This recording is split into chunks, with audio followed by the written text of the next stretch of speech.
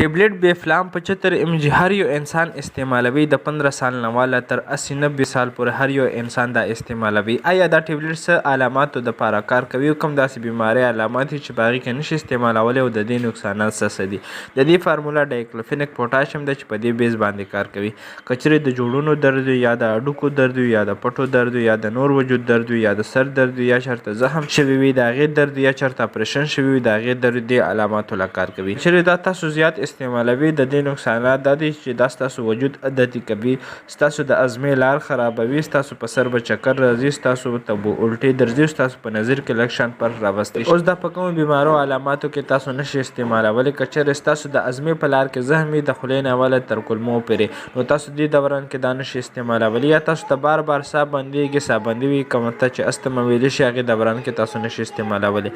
یا که چیرې تاسو دا ټابلیټ استعمال کړی ستاسو په وجود سرې دانې راویستې وي، نه ریکشن یې کړی چې هغې ته هایپر سنسیټیویټي ویلی شي، نو هغې دوران کې تاسو نشئ استعمالولی. دغه شان میډیکل انفارمیشن دپاره تاسو ډېر مستقیم در سره فالو کړئ او دا ویډیو تر سره مخکې شیر کړئ. شکریه، الله حافظ.